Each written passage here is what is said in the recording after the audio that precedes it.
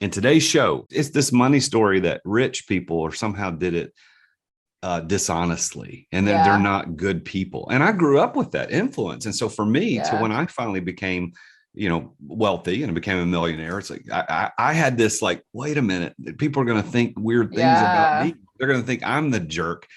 So we have bad money stories. How do we get over the money story? How do we get over a bad money story? I love that you said this, because that's, I do a money blocks profile, like a quiz to understand what your blocks are. And there's 3 overarching, and one of them is money is bad. And the second is money is scarce and money causes stress. And the money is bad is exactly that one. Like, rich people are dishonest. Having too much money makes me feel bad. What if people think I'm a greedy jerk when I have too much money? It's not spiritual to make a lot of money. Like, all those things fall under exactly what you're talking about. And it, in a lot of ways, it does come from, the spiritual, the root of money is the root of all evil core, which is misinterpreted, and people don't know that. And it's taught in interesting ways. And so we see that time and time again. And, we see it in like movie tropes where the bad people in the movies are the rich people. It's like,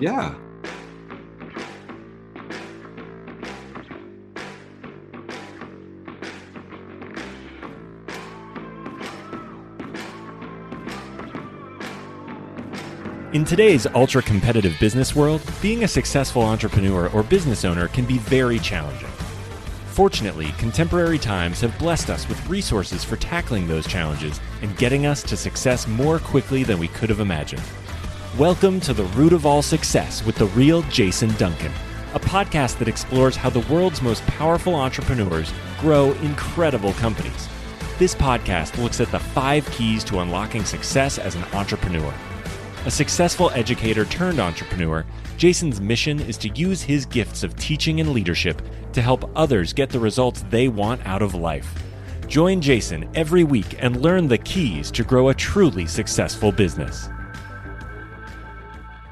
Welcome back to another edition of The Root of All Success. This is the real Jason Duncan, and I'm honored that you are here. And if you're watching on YouTube, hello. You can see I've got a new background. I'm in my new home office studio here in Gallatin, Tennessee, just north of Nashville. My guest is joining me from her home office studio in Colorado Springs, Colorado. I'll introduce Dr. Amanda Barrientez here in just a minute, but I first want to say thank you for tuning in. I get a lot of feedback on this show, and I'm so grateful for it. The funny thing about podcasting is that you never really know how many people are listening. You never know how many people are paying attention to it. You don't know. And I try not to get wrapped up in that, but I want to thank you for listening. Thank you for taking the time. I had a friend just the other day send me a message on Instagram with a screenshot of my podcast and say, "Hey bro, I'm listening to your show, man. Loving it." That means so much to me, because I do this show not just to hear myself talk, but I want to do this show so that it delivers you extreme value as an entrepreneur, to show you the path to success for yourself. In today's show, I'm going to be talking to Dr. Amanda Barrientez, and she is known as the money healer. She has her program is called NFA, which stands for no effing around. And what's funny about words is that I've taught my kids all my life that words are all their lives, that words aren't good, or words aren't bad, just words are words, but they can be used inappropriately. But for some reason, I just can't bring myself to say the F word. I just can't. That's one of the words I just can't do it. So anyway, she'll say it for me. I don't have to say it, but she has a program called NFA, no effing around. She's a business consultant who helps coaches and online entrepreneurs heal their relationship with money so that they can work less and make more and have fun building their businesses, which sounds kind of familiar. If you follow me, that's my whole thing, is work less and make more. And after going from food stamps to building a 6-figure business, she's been on a quest to teach entrepreneurs just like you, just like me, to make more money doing exactly what they love. So please help me welcome our guest today, Dr. Amanda Barrientez. Amanda, welcome to the show. I'm really glad you're here. Jason, so excited to be here. Thanks for having me on. Well, you and I met through a mutual marketing company that we both have used in the past. And you had me on your show not too long ago. And for those that are in my email newsletter, probably if they're watching this, they're going, "Hey, that lady looks familiar." And the reason you look familiar is that I put the entire podcast into my newsletter for all of my people, because I thought it was a great conversation.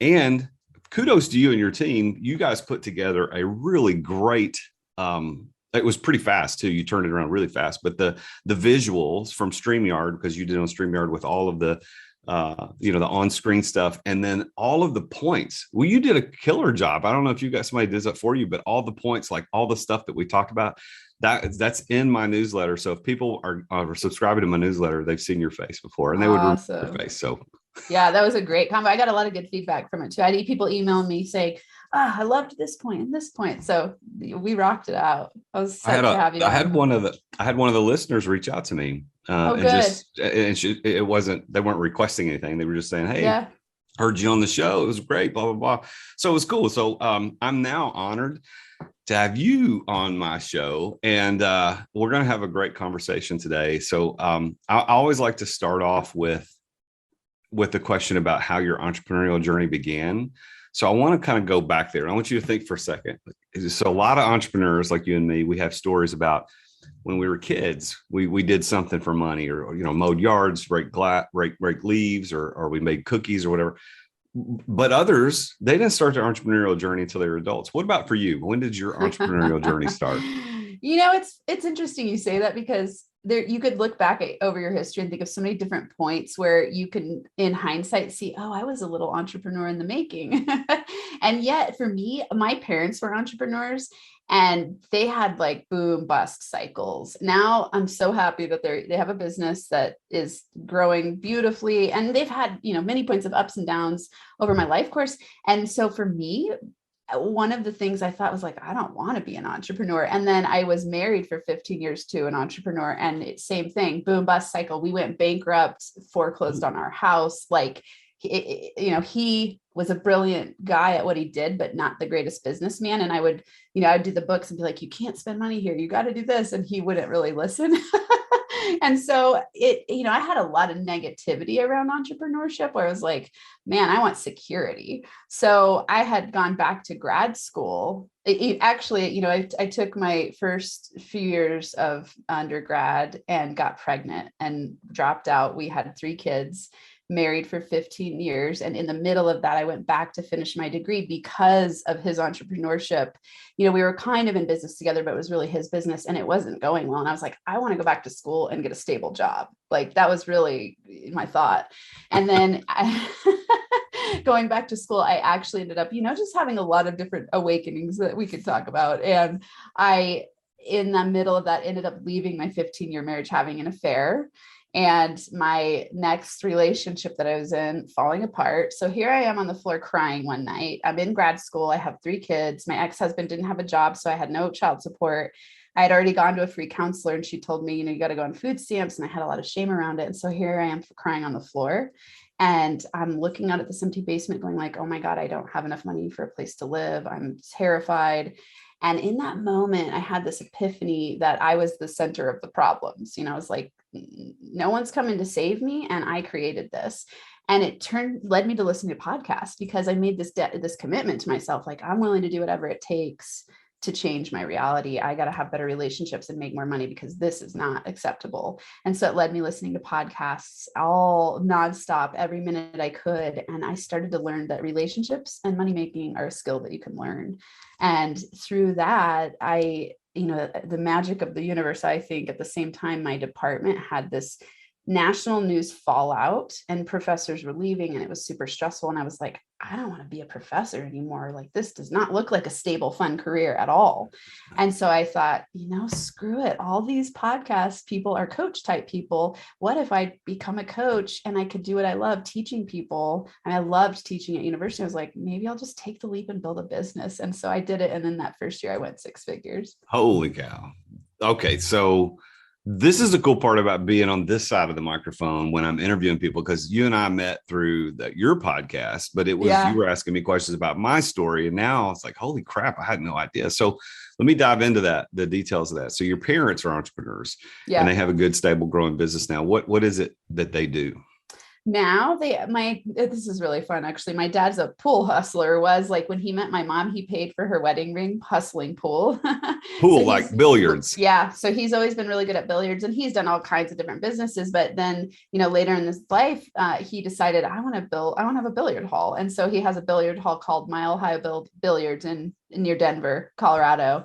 And it's this huge space with a whole bunch of tables, and lots of tournaments are played there, and it's doing really well. So yeah, they have a pool hall. Okay. So I have never met anybody who ran a pool hall before. So that's interesting. Although you don't do it, your dad does it, but that's cool. So, but your dad influenced you through his entrepreneurial spirit. And then your ex-husband was an entrepreneur, but evidently not a very good business person. So what business was it that you guys were in together, or was he doing it himself? Or he builds electric cars, and so he's got this brilliant mind, builds electric cars from the ground up, has built like electric delivery vehicles, all kinds of cool electric car stuff. And you know, it is interesting to think about during those years, because I was a stay-at-home mom, I had little businesses. Like I had an eBay business, and I tried to do like, it was at the very beginning, it was like coding for judges. Like because I was like, I got to make money from home. I need to contribute here. And so I was an entrepreneur. I just didn't think of myself that way. And my businesses always did well. I always brought in a couple $1,000s a month, and they were stable. The relationship world and the money mixing with my ex-husband didn't work out so well for us. Sorry to hear that. So, yeah. You know, what's funny, you said that you were the bookkeeper for his business, and then the book business eventually went bankrupt. You guys went bankrupt. And I don't know that this is the cause, but I always tell people that as an entrepreneur, you got to have a coach and a bookkeeper. That's it. You absolutely have to have it at the beginning, and you cannot sleep in the same house with your bookkeeper. Because darn, I wish I would have had you around back in the day. Well, and I don't know that this is what caused any of the issues, and it certainly probably wasn't. But when you sleep with your bookkeeper, assuming that you're married to him, or they're your parents, you know, sometimes you can live in your house with your parents. Yeah. But they don't see things the way an outside bookkeeper would see. But anyway, that's a whole. Well, and also you can't have those hard conversations. Like it didn't work to have those conversations like, hey, here's where we're at in the books. Like, this money isn't wise to spend. I wasn't capable at the time of communicating that way. I had a lot of relationship growth work I needed to do to be able to stand up for myself, draw boundaries, say yes and no, not be a doormat. Like I had a lot of doormat issues in my previous versions of myself. Yeah. Well, I'm interested about your schooling, and I'm interested about the perspective that you said you had as you wanted to get something that was stable, predictable. Use some other words. You're like safe. And what's fun, isn't that funny now that you're an entrepreneur, a successful one, you look back and like the most unsafe thing to be as an employee. Yeah. Because you're at the whim of everybody else. As an entrepreneur, you're in control. You're the one that calls the shots. But nevertheless, you and I both made dumb decisions in the past. We'll continue to make dumb ones in the future. But when you went to school, where did you go to grad school? Where were you going? Yeah, University of Colorado Boulder. So CU Boulder. Okay. Yeah.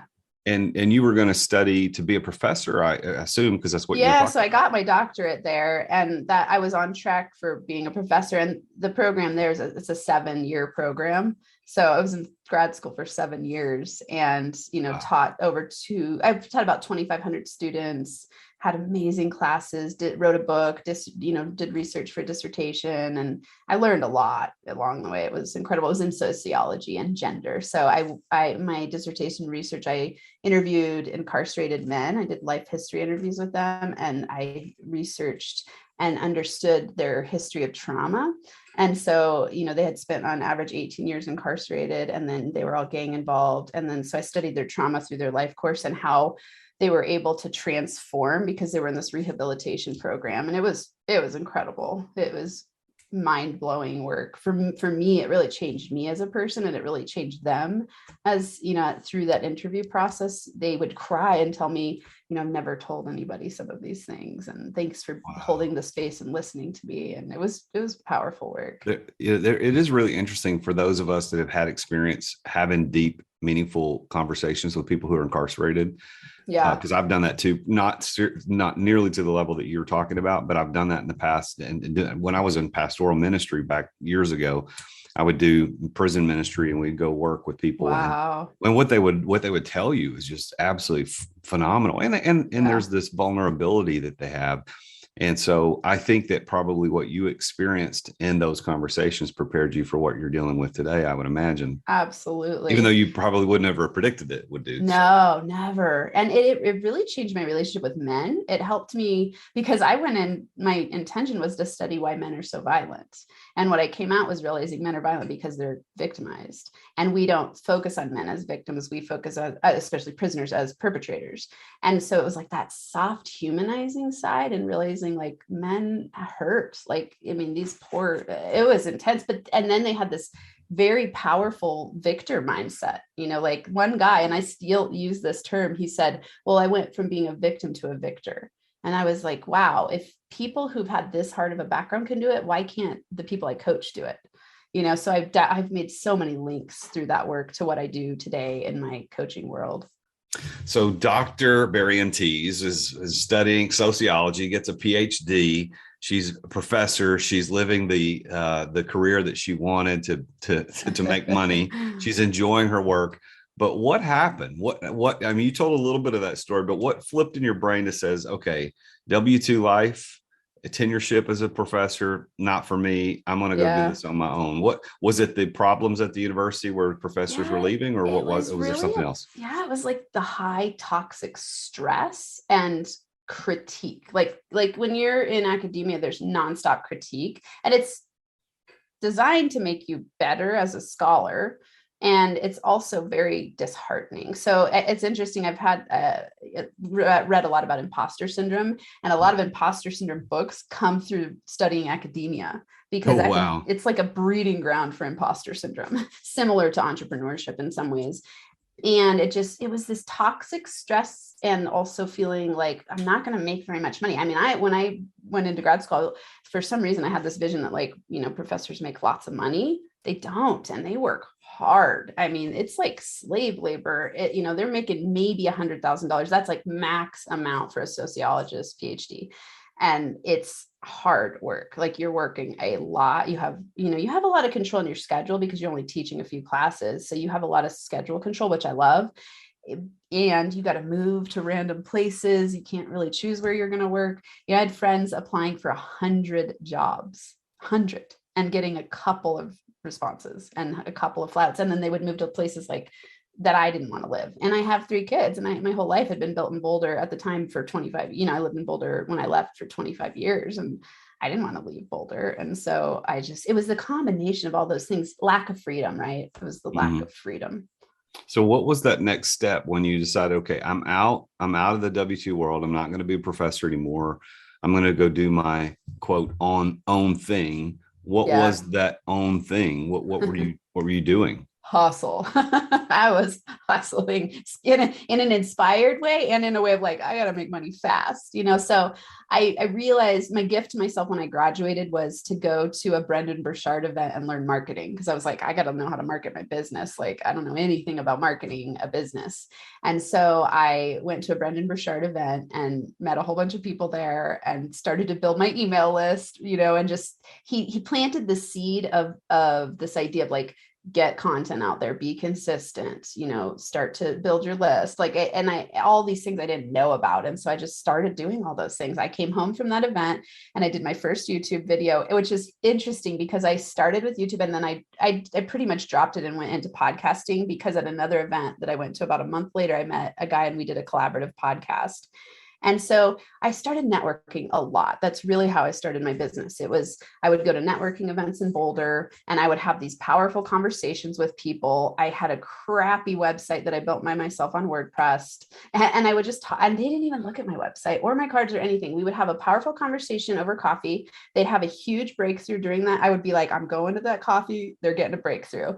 And on the fly, I would make up a package in the moment and then just say that's what it was, and then we'd start working together, and then I just kept upping my price rapidly and finding more people, and it started there. Good for you. What year was all this going down? That was 2019 was my first year. Recently. Yeah. Oh my gosh. So recently, what was the thing that you were coaching and helping people get breakthroughs on? So I thought I was going to do relationship coaching because that's where I had been so broken down. And that had led me to have you heard of Dr. John DeMartini? No. Okay. So he's like this, he's very well known in certain circles and not in others, but he's this, I mean, he changed my world, just rocked it. I went to this $35 seminar he had, and he did this lecture, and I took I have the notes, still almost 20 pages of notes in a couple hours. Like I was just like writing on fire, like where has this information been all my life? There's answers. And then it was a really smart selling strategy, because he would do this lecture a couple nights before the weekend event that he'd hold in that city. It's called the Breakthrough Experience. And so, I was on food stamps, and I was like, I don't know how I'm going to get to this event. It's $2,000. And I asked him, like, do you do scholarships? Like, how can I get there? He's like, nope, you'll come up with the way. And I did. I went home and I realized, I was like, where can I find $2,000? I started selling things. Like, I was like, I gotta be there. I know it's like, I am called to be there.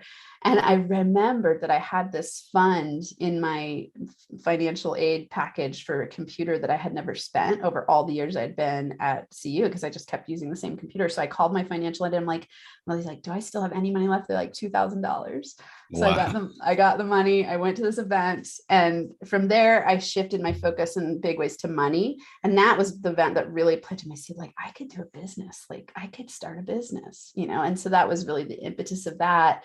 And so it was happening simultaneously. As I was leaving school, I started thinking, I'm building a business. I took the leap, and then I started going to these networking events. And the interesting thing at networking events is that it's all entrepreneurs. And so I shifted very quickly from like, oh, I'm not going to be able to, the relationship thing isn't going to work in this setting. Let's do business. Let's talk to business owners. And just, I would say, I can help you get unstuck. Come talk to me if you're stuck. I can help you get unstuck. And I just did it confidently. And I was like, and I knew I could use the stuff I was learning in these workshops to help people.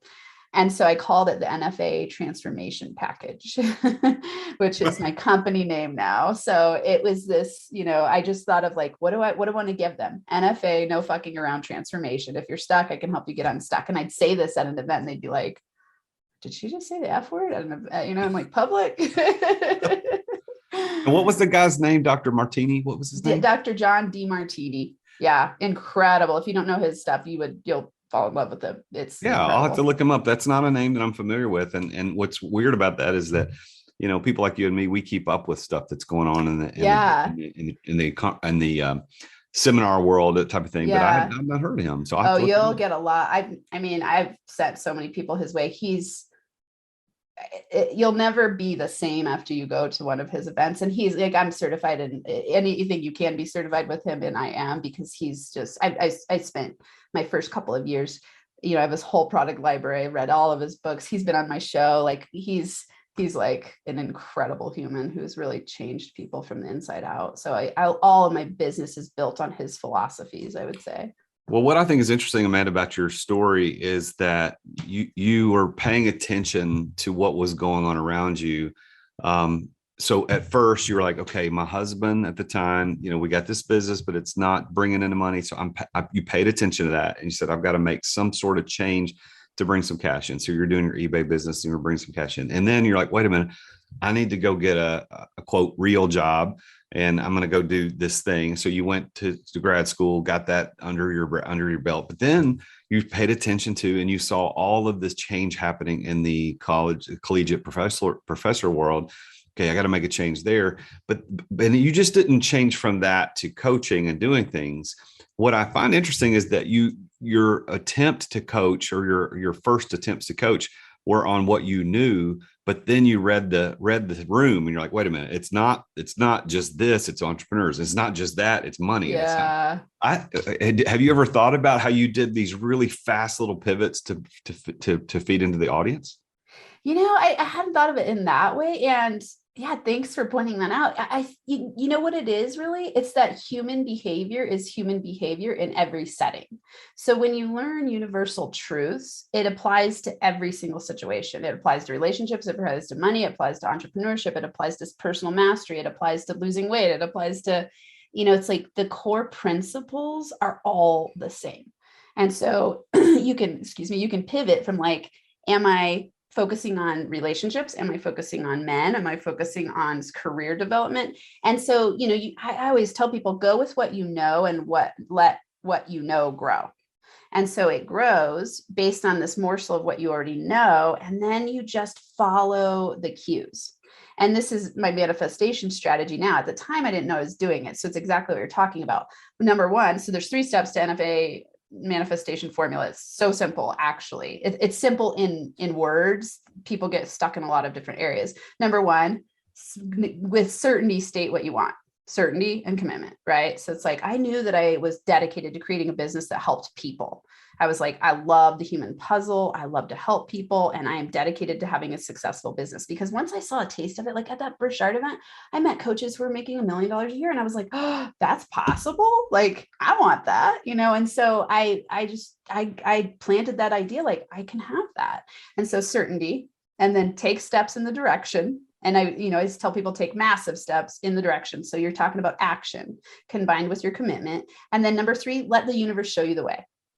Let the universe bring you the opportunities. And that is it. And that's what I did. And so I was with certainty. I took action. I started talking to people. And then I just rapidly would pivot based on opportunities that were coming my way through what I attracted through being out there in the world doing things.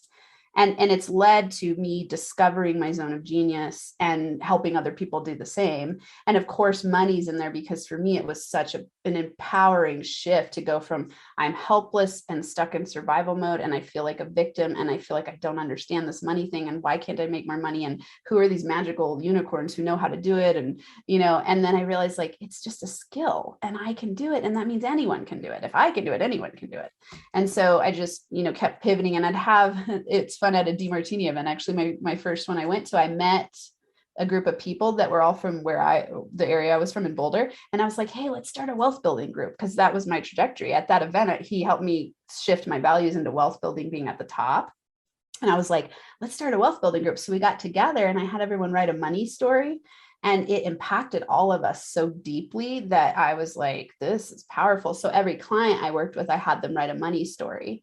And then that led me to understanding people's money blocks, which led me to NFA money formula, which led me to helping people break through all of their unconscious blocks that keep them from making the amount of money they want to make. So it was like this rapid, organic flowing path, all in the same direction, with a journey and a road that I could have never planned for. That's really interesting. I love your 3 points. State with certainty what you want, take steps in that direction, and let the universe show you the way.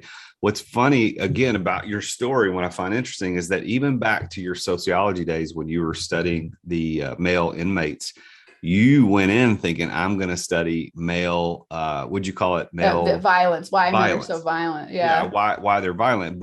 And that was with certainty, and you took actions in the right steps in that direction. But then you let the universe show you, okay, wait a minute, they're victims. And not in the victim mentality that we have some prevalent in our society today, but they're victimized as well.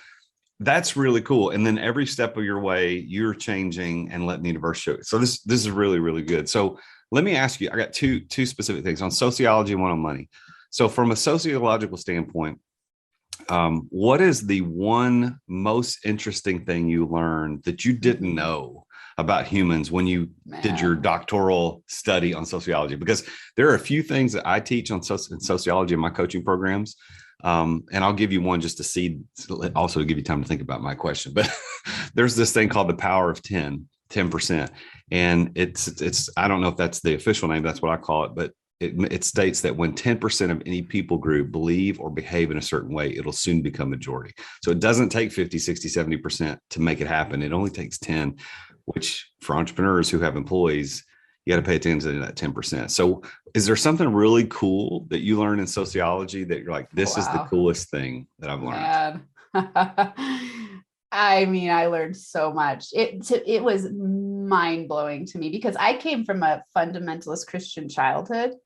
And then my undergrad was in psychology, and then I shifted into sociology, and now I'm in like quantum physics world and coaching and, like metaphysics and stuff. So sociology was like the part of my journey that taught me about macro influence on systems. It's like sociology is about like, how does the macro affect the micro? So how does culture affect an individual?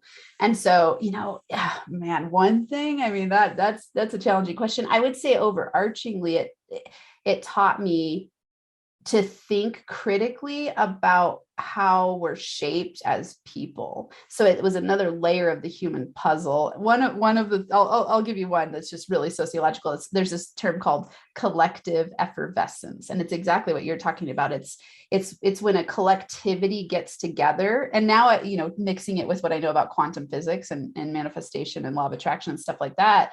It's like collective effervescence is this concept of when people get together, they create a vibe, and it's not talked about like that in sociology, but that's how I would talk about it now. It's like, whoever you spend time with, you vibe with. It's who you attract your way is who your frequency is vibrating with. And then you attract more and more and more of that. And so it's like creating a tribe around you in coaching is like collective effervescence that's taught in sociology. And I love that term. I like that a lot. That's a really cool concept. We're going to take a break from our show right now to bring you our sponsors. All right. Thanks for listening to our sponsors. Now back to the show. Yeah. Well, so on money, what's the one cool money trick or tip?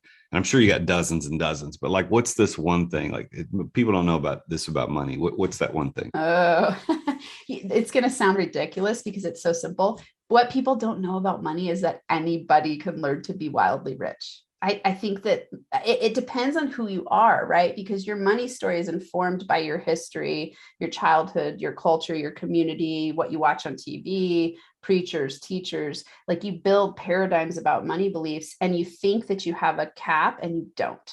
And so the biggest thing I've learned that people don't know about money is that you can create any amount you choose to create. It's just you need to tap into wealth consciousness in a different way than you have been. Wow. I think you're talking about this money story thing. And I know that most people have a bad money story. I don't know many adults who go, yeah, I was taught the accurate perspective of money growing up and as a teenager. I think our schools do a huge disservice. I think our churches do a terrible disservice in how they teach about money, and they don't teach what it really is, how it's used, how it grows, the impact that can be made through it. I love that you're focusing on people's money stories, because I know that I had a bad money story growing up. I remember in my church when I was a kid, teenager, I grew up in the church, and I remember there was this one really popular adult in the congregation who he worked for a very high-end car dealership.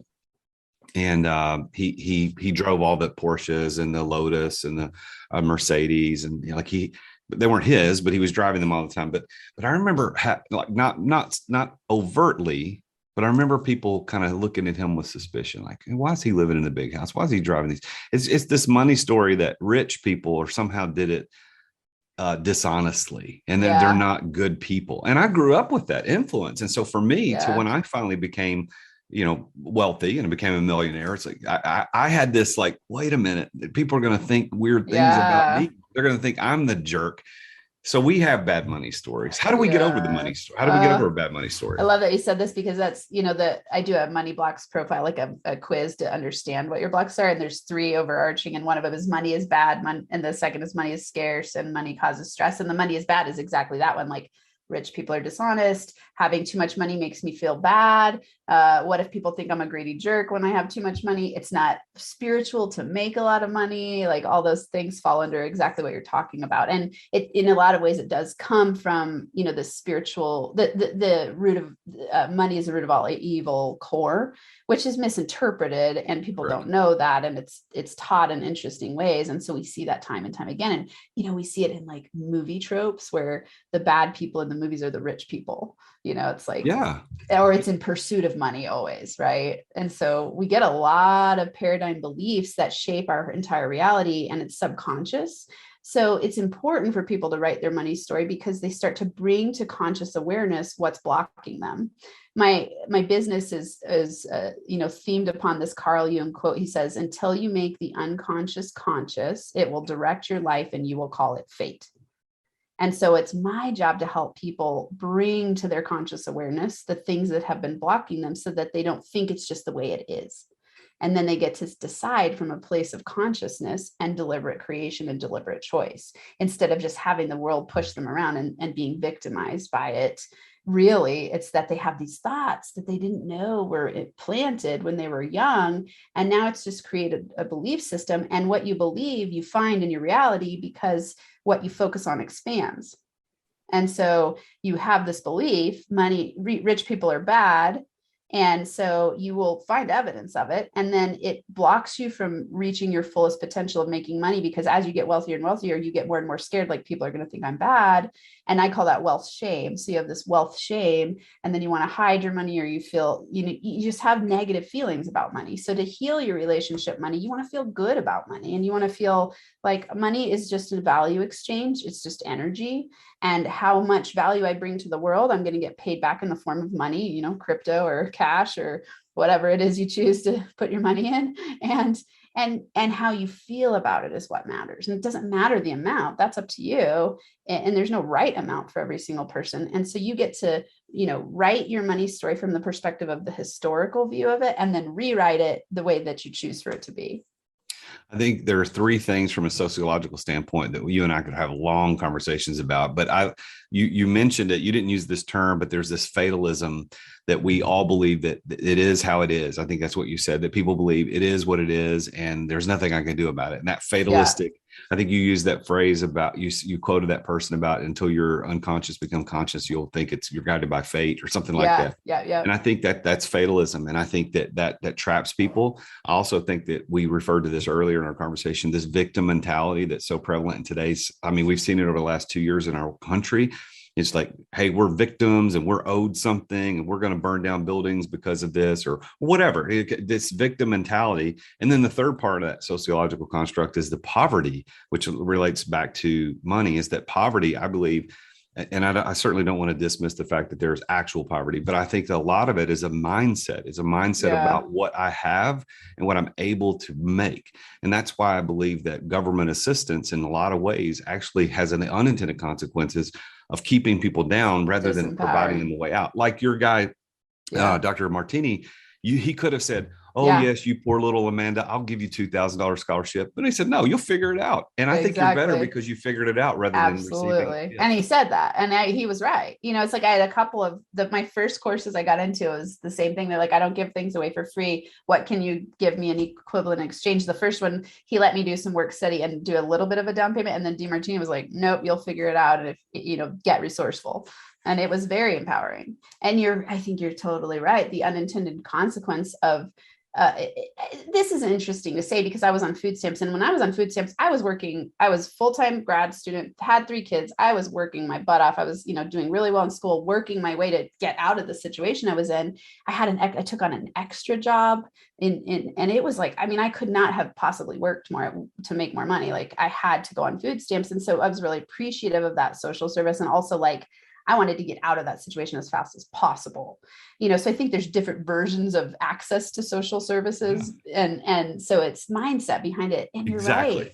It's like, what's the intention behind it? Are you sitting back thinking I'm owed this? Or are you sitting back going, how can I bring value to the planet and to people on the planet? And that's why mindset is so important. I know you and I deal with this as coaches all the time. A lot of our clients' issues that are dealing with aren't tactical strategy. They're not strategy issues. They're mindset issues. You got to get your mind wrapped around these things. And once you get your mind wrapped around it, that's when things can act. You can act on them. You can affect some changes. Well, so let's do this. I want to kind of pivot just a little bit in our conversation. So this is the root of all success after all. And you've become very successful as a coach, as a podcaster, as a YouTuber, and you're doing really great things around mindset and money. You've got the NFA plan, the 3 steps that we talked about, state with certainty what you want, and take action in that direction and let the universe guide you. I love that. So you've been very successful in a short period of time. You've created a lot of success. I'm sure your kids are proud of you. I'm sure your family's proud of you and what you're being able to accomplish. But how do you define that word success? Because it's so weird. Everybody's got different perspectives. What's your perspective? How do you define it? Yeah, 100%. It's freedom of choice. Freedom to be able to choose how to spend my time, how much money I make, who I get to work with, freedom to live in my zone of genius, freedom to travel where I want. Like freedom is success to me. that's going to look so different to everybody, right? Because my version of freedom is going to be dependent on the way that I want to create my lifestyle. And then someone else's lifestyle is going to be very different. And so it's like having the power to create freedom of choice in my reality is success to me. I would agree. And I think a lot of people sitting in their cars listening right now are going, yes, that's exactly what success is. It's not money. And what's interesting is because I bet a lot of people thought, well, this is the NFA money lady. She's going to say success is making $1 million a year or whatever. But that really, that could allow you freedom. And typically money does allow you freedom that other things can't. But freedom of choice. And that's what I teach a lot in my programs. It's about, I want to give you choices. I want you to work less and make more. Okay. More could be money, freedom, choices, impact, whatever it happens to be. Now, what I also found, really the reason I started this podcast to begin with is that I was, I'd become a successful entrepreneur as an unemployed school teacher. You and I have a lot in common. I was a school teacher, not a professor. I did work on my PhD. I just didn't finish. I just didn't do the dissertation. My wife was like, "Are you going to make any more money by doing all this?" I'm like, "No." She goes, "Why are you doing this?" I don't know why I'm doing this. But so I started studying kind of casually other successful entrepreneurs around town, just over a bourbon or dinner. I would say, well, how did you become successful? And what I found was that there's these 5 things that appeared in everybody's story. So I want to see if they appear in your story. Now I think they already do, because I've been paying attention, listening through my lenses. So the first key to success that I find that most entrepreneurs like you have used to unlock success is that of passion.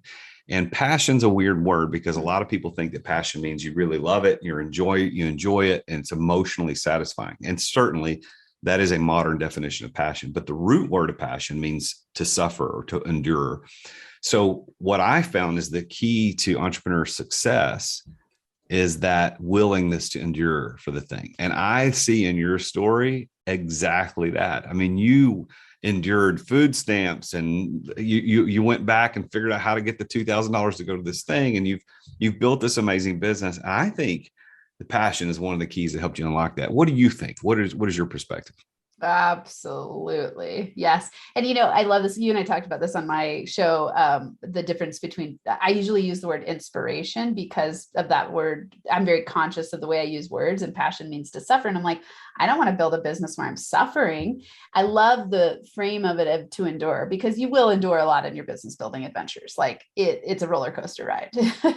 And I often think of it as, I think I teach people from Zone of Genius, which is like inspired path. So yeah, absolutely. It's the why. It's the inspirational, passionate fire where you're like, I'm staying on track no matter what. I'll go through the ups and downs. I'll see the failures as on the way to success. I will continue to learn and grow. I don't even see failures as failures because I learned so much from them. And so absolutely. And it's this quest in my heart and in my soul, like to where, I mean, I could cry about it right now to think about when people have breakthroughs that I help them have. That is like awesome. Like that is what juices me up. It's like helping people understand themselves. I am very passionate about, and I love that journey and that process. Well, it's very cool when you see entrepreneurs be able to combine both sides of passion, mental and emotional, because I think the emotional is what drives most people, and the emotional will not lead by itself. Yet there has to be this willingness.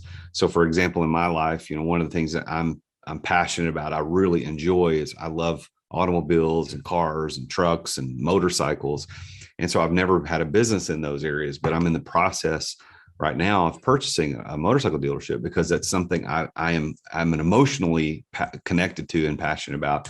But I'm also willing to endure. I'm willing to sign on the dotted line for all that cash it's going to require to get that dealership and to make the sacrifices to get it going. So I'm glad to hear that you believe that is part of your story as well. Now, the second key, and there's 5 of these, the second key is that of being at the right place at the right time.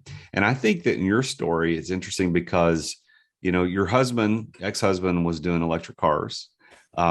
20 years ago, that wouldn't even been a possibility. So there's a place in time, there's an era that happened that led you to start thinking about what to do next. You're also at the university during a toxic time of leadership transition that pushed you in a certain direction. But what do you think was the right place and time for you that led you to be successful?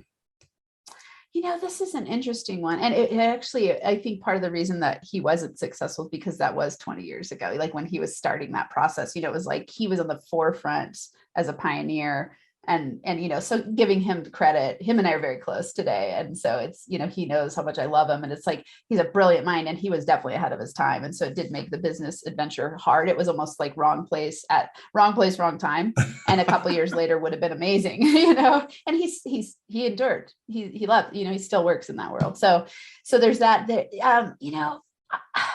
this is a really interesting one, because being a person who studies manifestation and law of attraction and universal laws, I think it's always the right place at the right time. Like you're never in a place that is not the perfect spot for you.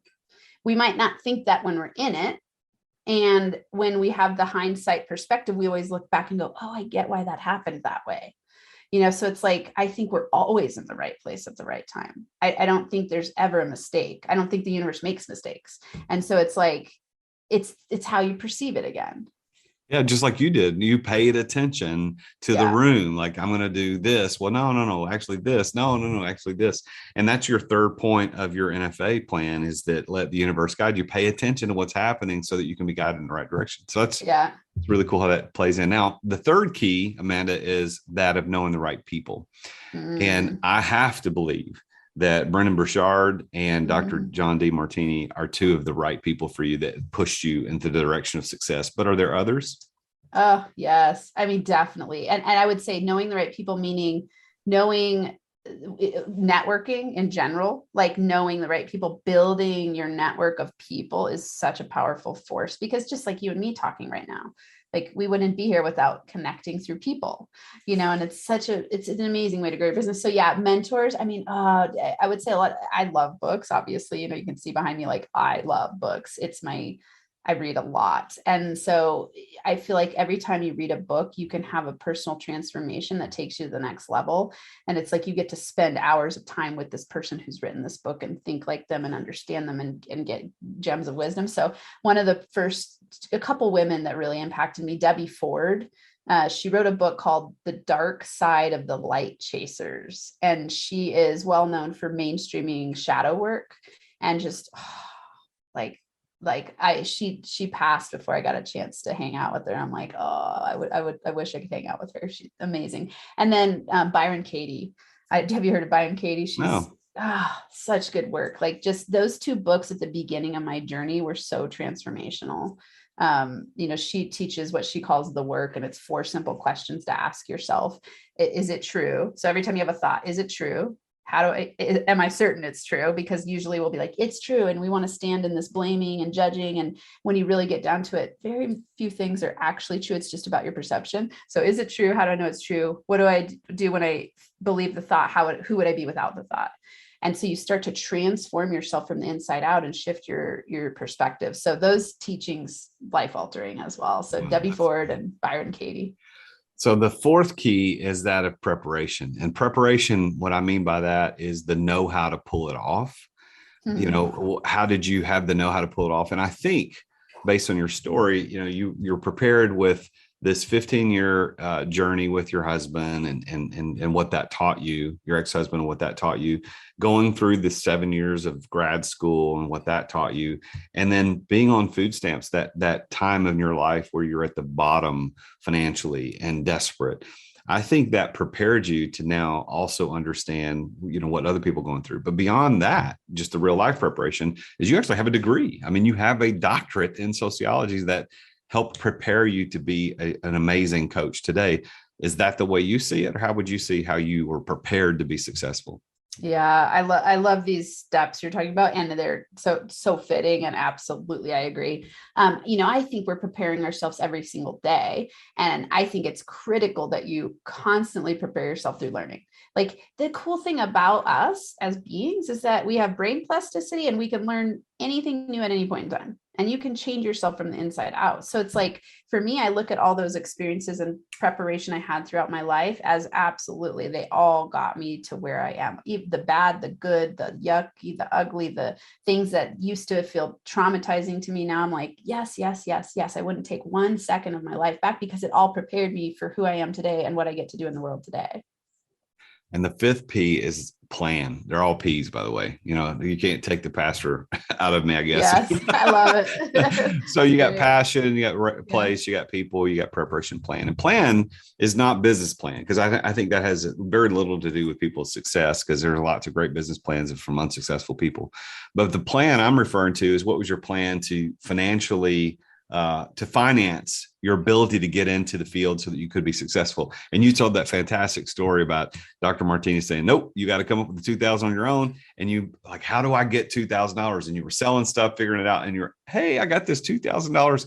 Is that, to me, is one of the great stories about, I'm dedicated to this outcome and I'm going to do whatever the hell it takes to make sure that it happens. So I think your plan was that. I mean, am I seeing it wrong? What do you think? No, absolutely. Yes, absolutely. And that's always the way it works, right? Like when I have on my board written in, it's only in the absence of value that money is an issue. Okay. So, and I, use this with my clients a lot, because they'll be like, I can't charge that much, and it freaks me out. And it's like, well, what's the perceived value of what you're charging, right? That's your plan. What do you perceive as being valuable as a human? You will find money for it, right? Like, look back at your life. Anybody that's listening, look back at what you've spent money on.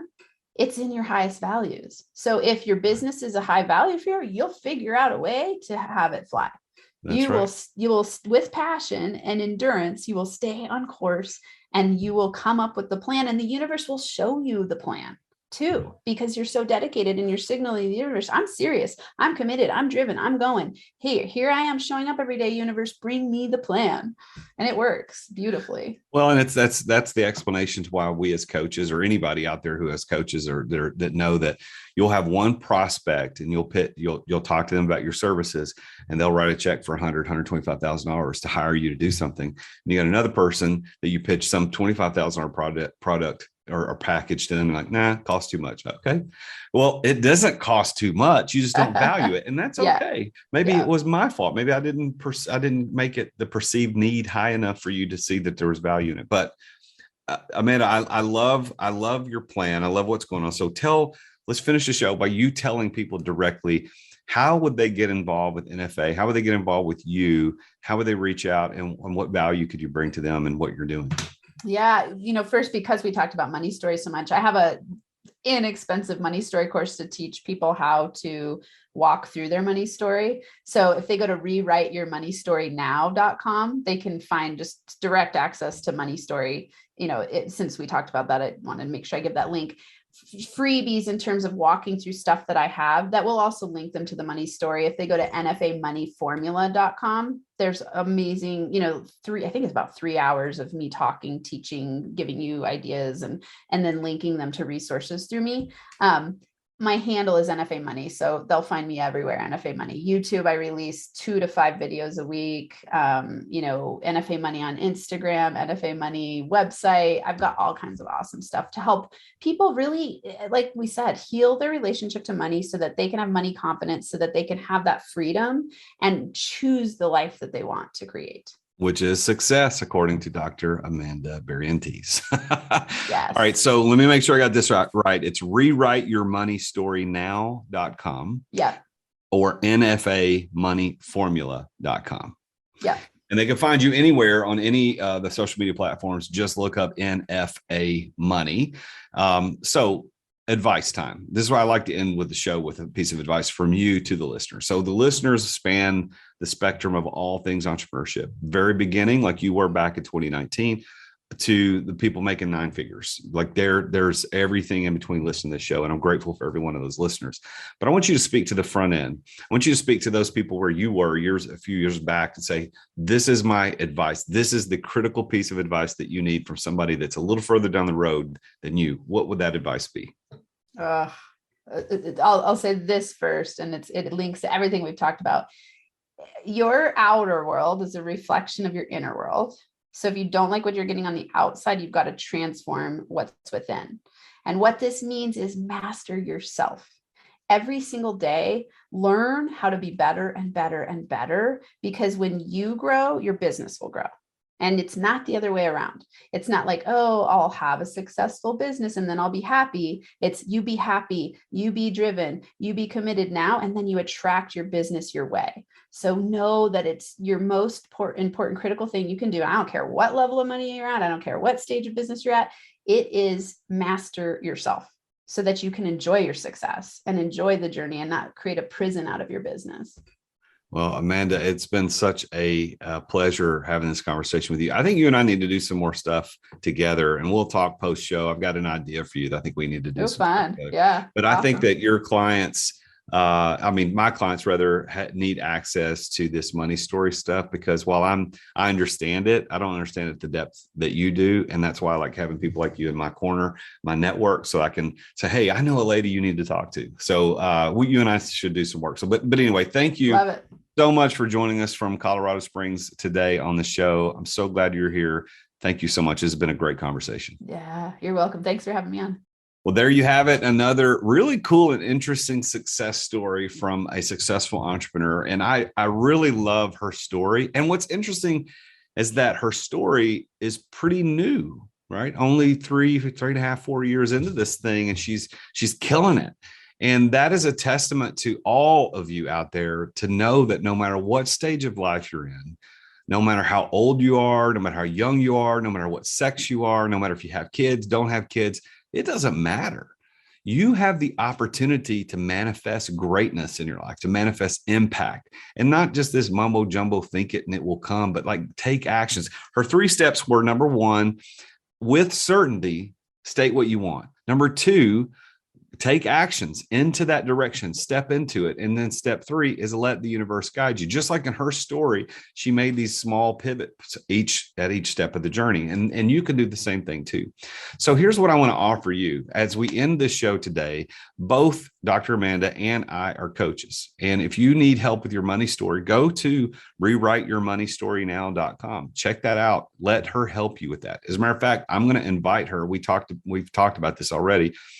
To a future Entrepreneur Masters series that I do with guests like her on YouTube and Zoom. We're going to be talking about her special superpower, and we're going to be doing a show just on money story, tactical stuff, not stories about her story, but like your story. How do we get into your story?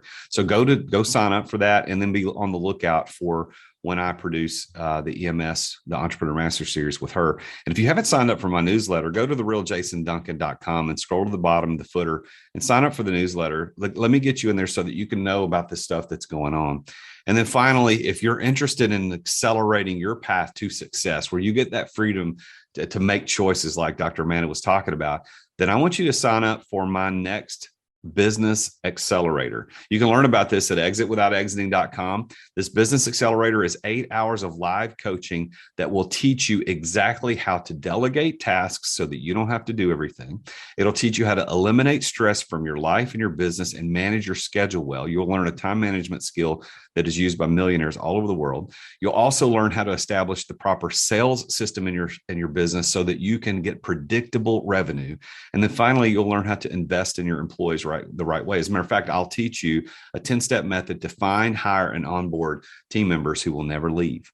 That's what you learn in the Business Accelerator. It's accelerating your path to that exit, to exit without exiting whenever you want. It gives you that opportunity. So go to exitwithoutexiting.com. Make sure you tune in again next week when I talk with yet another amazingly successful entrepreneur about his or her journey to success. Until then, I am the real Jason Duncan, and Jesus is King. Thank you for listening to another edition of The Root of All Success with the real Jason Duncan. If you've enjoyed this week's episode, we invite you to visit therootofallsuccess.com to access the show notes and other helpful resources. Take charge of your business. Grow it from great to incredible. Join us again next time here on The Root of All Success. This podcast is a part of the C-Suite Radio Network. For more top business podcasts, visit c-suiteradio.com.